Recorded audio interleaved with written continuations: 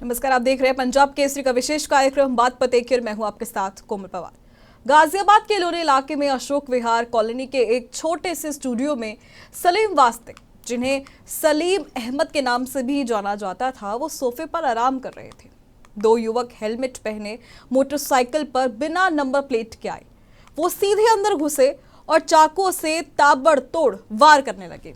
सीने पर, पेट पर, कंधों पर, गले पर कुल 14 वार किए गए हैं। गला रेतने की कोशिश भी की गई। खून से लथपथ सलीम वहीं गिरे पड़े रहे।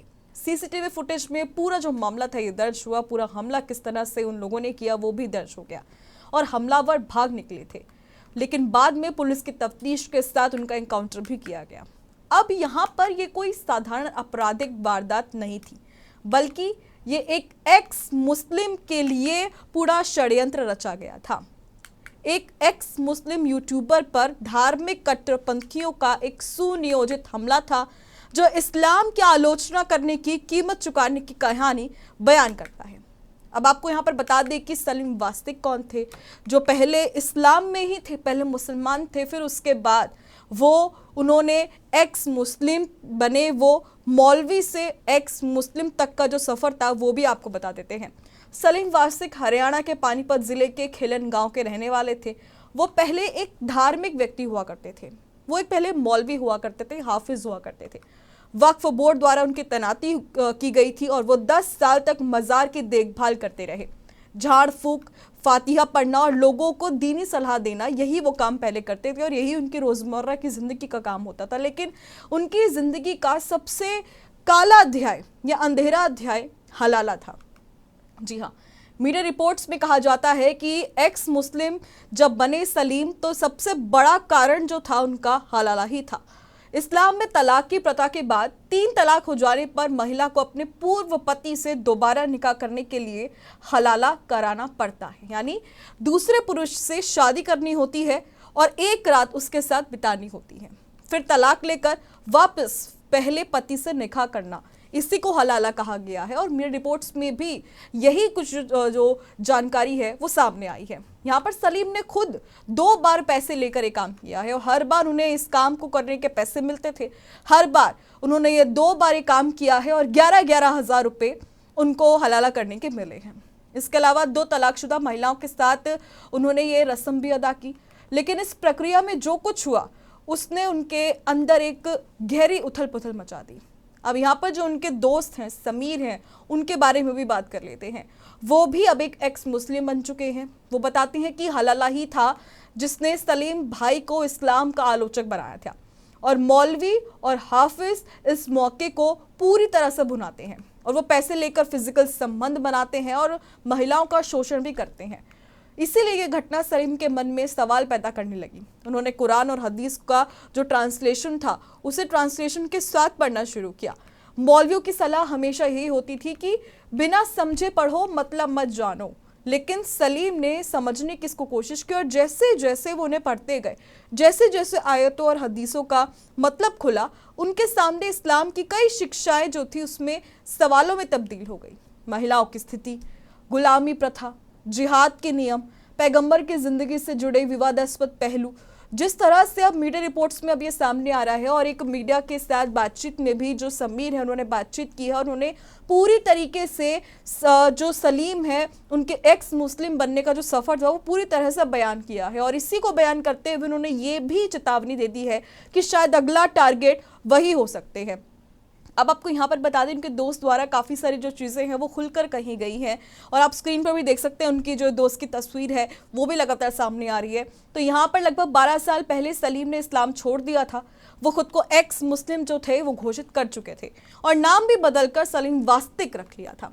उन्होंने यूट्यूबर पर कॉन्टेंट बनाना शुरू किया।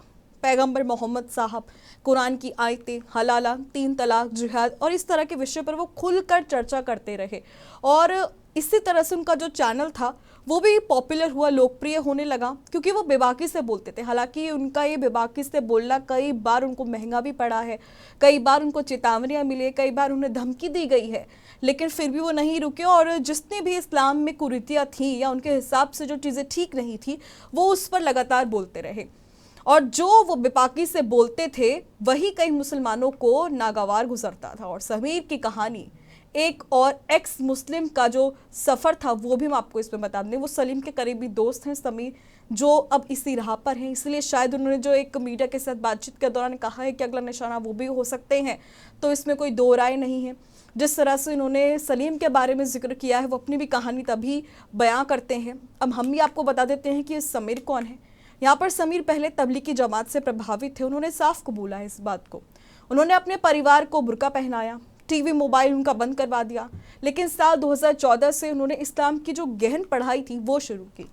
300 से 400 लोगों से वो मिले, उन्होंने इसको पूरी तरह से इस पर चर्चा की और 2018 में उन्होंने इस्लाम छोड़ दिया, दाढ़ी कटवाई और वो वहाँ से दिल्ली आ गए। उनकी बहन जोया को उन्होंने कन्वर्ट भी कराया था, लेकिन बाद में वो हिंदू धर्म में भी लौट आई थी। यहाँ पर सलीम जो समीर है उसका भी YouTube channel ex Muslim Sameer ही है। वो भी इस्लाम की आलोचना करते आए हैं और कई तरह से जो उनको थ्रेट है वो भी मिले हैं। और ऐसे में इसी बीच उनका भी कहना है कि इस्लाम को सिर्फ धर्म नहीं बल्कि पूर्ण कानून यानी कि शरिया माना जाता है, जो संविधान से ऊपर रखा जाता है। और कुरान में गैर मुस्लिमों के प्रति दृष्टिकोण जो है वो स्पष्ट है। उन्होंने साफ तौर पर कहा है कि कुरान में गैर मुस्लिमों को देखने का जो नज़रिया है वो पूरी तरह से दूसरा है। पहले दावत यानी कि निमंत्रण, फिर जजिया यानी कि टैक्स, और फिर जंग, मारो या गुलाम बनाओ। ऐसा समीर का कहना है कि वो सारे लोग जो हैं संविधान से ऊपर शरिया को लगते हैं। इसके अलावा यहाँ पर काफ़ी सारे मुसलमान उनकी इस बात को नकारा करते हैं। ये कहीं ना कहीं उसमें बताते हैं कि सिर्फ गुमराह करने की या हेट फैलाने की कोशिश है। लेकिन यहाँ पर समीर ने जो अपना यूट्यूब चैनल बनाया है या वो जिस तरह से लोकप्रिय हैं वो यहाँ पर ये चीज़ साफ करते हैं। इसके अलावा महिलाओं के प्रति कई आयतें और हदीसें उन्हें नफरत की शिक्षा देती हैं। गुलाम प्रथा को कुरान में वैध माना गया है, ऐसा समीर कहते हैं। और समीर ये भी बताते हैं कि केरल में हर 4 में से 1 व्यक्ति एक्स मुस्लिम हो चुका है, यानी लगभग 30% मुसलमानों ने इस्लाम छोड़ दिया है उनके अनुसार, क्योंकि अब सारे के सारे जो लोग हैं वो कन्वर्ट हो रहे हैं, वो घर वापसी कर रहे हैं उनके अकॉर्डिंग। लेकिन यहाँ पर काफ़ी सारे मुसलमान हैं, उनके इस बात को काटते हुए कहते हैं कि ऐसा कुछ नहीं हो रहा है। इसके अलावा आपको ये भी बता दें कि हमले से 2 दिन पहले, यानी कि जब सलीम पे हमला हुआ था उससे 2 दिन पहले उन्होंने एक पॉडकास्ट भी रिकॉर्ड किया था जिसमें विषय यही था, पैगंबर मोहम्मद और कुरान। और वीडियो अपलोड होते ही पाकिस्तानी यूट्यूबर मोहम्मद हमाद बरकाती ने जवाबी वीडियो भी जारी किया था। उसमें सलीम को मौत की धमकी भी दी गई और उनके लोनी वाले ऑफिस और घर का पूरा जो एड्रेस था, पूरा पता था, वो पब्लिक कर दिया गया था। हमले के बाद बरकाती ने जो काफ़ी सारे ग्रुप्स में वो जुड़े हुए थे उन ग्रुप्स में भी दावा किया, जब हमला हो चुका था उन्होंने ये मैसेजेस किए हैं कि काम हो गया है, किसी को पूरा वीडियो चाहिए तो बताना।